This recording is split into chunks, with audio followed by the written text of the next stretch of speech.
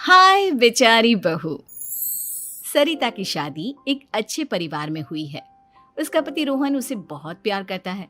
घर में उसकी सास शांति और ननद मीनाक्षी भी है, जो सरिता के किसी काम में दखल अंदाजी नहीं करती। लेकिन फिर भी सरिता को ऐसा लगता है कि दुनिया की सबसे ज्यादा बेचारी बहू वही है और सबसे ज्यादा अत्याचार उसी पर हो रहा है। माँ जी, ये लीजिए आपकी चाय। अरे बहू, तूने इतनी ज्यादा चीनी क्यों डाल दी चाय में? हाय हाय माँ जी, मैंने तो उतनी ही मीठी बनाई है जितनी मीठी आपको पसंद है। माँ जी, आपको तो मेरे हाथ की चाय अच्छी ही नहीं लगती। जब देखो कुछ न कुछ कमी निकाल ही देती हो। अरे बहू, तू एक बात के पीछे ही पड़ जाती है। मैंने ऐसा कब कहा कि तू रोज चाय खराब बनाती है? सरिता अपने कमरे में चली जाती है और फोन उठाकर अपनी माँ से बात करती है। हेलो माँ, कैसी हो आप? क्या कर रही हो? मैं तो ठीक हूँ, पर तू बता, तेरा मूड कैसा है? तेरी आवाज से लग रहा है कि कुछ तो हुआ है तेरे ससुराल में। अरे क्या बताऊँ माँ, यहाँ तो हर समय मेरे साथ बहुत बुरा व्यवहार होता है। मैंने अपनी सास के लिए इतनी अच्छी चाय बनाई, लेकिन मेरी सास चाय पीते ही मुझे 4 बातें सुना दी। बेटी, तू इतनी छोटी छोटी बातों पर ध्यान ही क्यों देती हो? तुम्हारी सास ने कुछ बोल भी दिया तो क्या हो गया, वो बड़ी है ना तुझसे। माँ ने इतना समझाया, लेकिन इस बात का सरिता पर कोई असर नहीं हुआ। अपनी बेचारी बहू की छवि वो बदलना ही नहीं चाहती। अगली सुबह सब नाश्ते की टेबल पर बैठकर नाश्ता कर रहे थे, तभी सरिता ने अपने पति से कहा, सुनिए जी, मुझे ना आज बाजार से कुछ सामान लेकर आना है। आज आप ऑफिस से आने के बाद मुझे लेकर चलना ना। भाभी, मुझे भी कुछ किताबें खरीदनी है। आप दोनों जा ही रहे हो तो मेरी किताबें भी ले आना। लो, अभी तो बात ही की है बाजार जाने की, तो एक फरमाइश आ गई। माँ जी, आप भी बता दो कुछ, और हाँ, मोहल्ले वालों से भी बोल दो अगर वो कुछ मंगवाना चाहते हो तो। बेचारी मीनाक्षी अपना सा मुंह लेकर रह गई। ये सब देखकर रोहन से चुप नहीं रह गया और वो गुस्से में बोला, सरिता, क्या हो गया है तुम्हें? मीनाक्षी ने तो सिर्फ किताबों के लिए बोला है। तुम्हें मीनाक्षी से इस तरह से बात नहीं करनी चाहिए। माफी मांगो उससे अभी। क्या? मैं माफी मांगू? दिन भर आपके घर के काम करूं मैं, आपकी और आपके घर वालों की बातें सुनूं मैं, और अब माफी भी मैं मांगू? ऐसा कभी नहीं हो सकता। ये बोलकर सरिता वहां से चली जाती है। एक दिन उनकी पड़ोसन घर आती है। अरे सरिता, क्या कर रही है? और क्या करूंगी भाभी जी, बस घर का काम ही कर रही हूँ।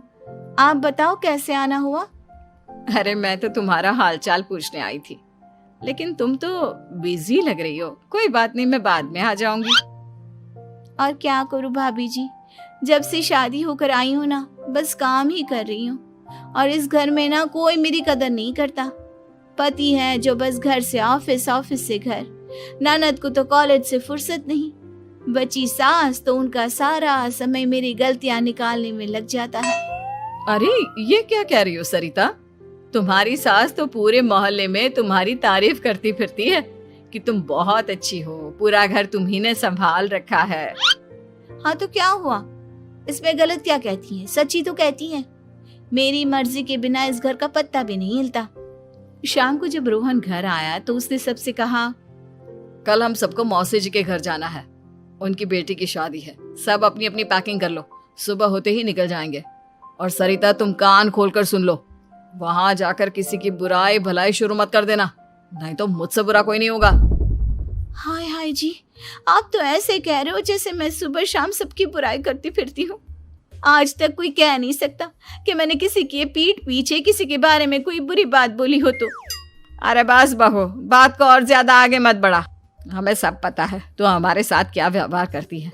ये बात घर तक रखना, शादी में किसी को कुछ मत बोलना, नहीं तो सब कहेंगे कि शांति की बहू कितना बोलती है। हाँ हाँ, सब कुछ तो मैं ही बोलती हूँ ना। आप लोग तो हर समय फूलों की बारिश करते रहते हो मेरे ऊपर। सारी गलती मेरी है जो मैं इस घर में आई। सबका कितना ध्यान रखती हूँ, लेकिन फिर भी मेरी तो आप लोगों की नजर में कोई कदर ही नहीं है। अगली सुबह सब लोग मौसी जी के घर पर चले जाते हैं। वहां पर शादी का माहौल होता है, सब जगह चहल पहल होती है, बहुत सारे मेहमान आए हैं। सरिता को वहां बहुत अच्छा लग रहा है।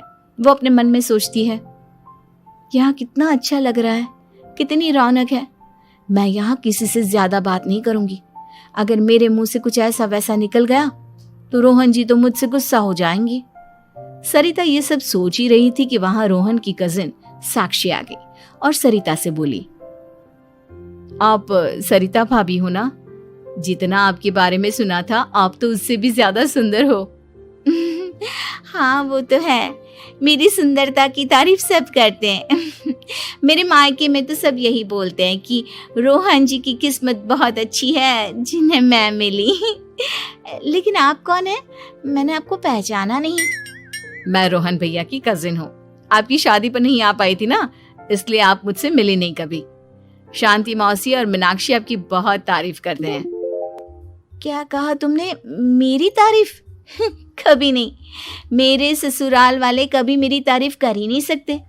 मैं इतनी अच्छी हूँ, मेहनती हूँ, लेकिन उन्हें तो मेरी कदर ही नहीं। सारा दिन घर का काम करती हूँ, फिर भी मेरी सास ना मुझे सुनाती रहती है और पति भी मेरी सास की साइड लेते हैं। ना कभी बाहर ले जाते हैं ना कहीं घुमाने।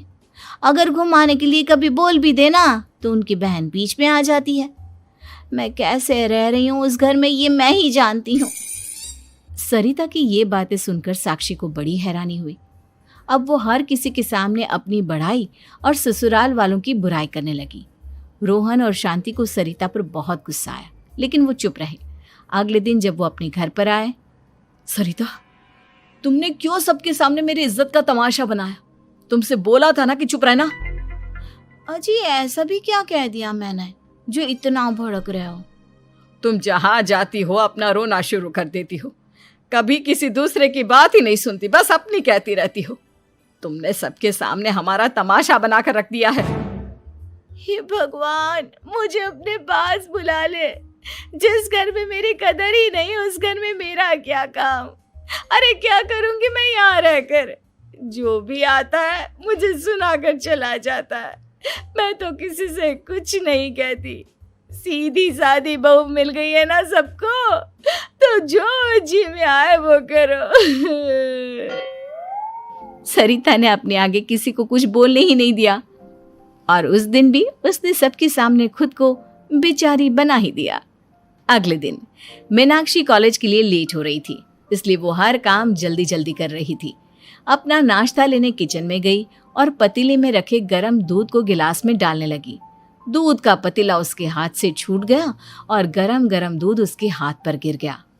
ओए माँ, हाय मेरा हाथ, माँ मेरा हाथ जल गया। मीनाक्षी की आवाज सुनकर सरिता दौड़ती हुई आई।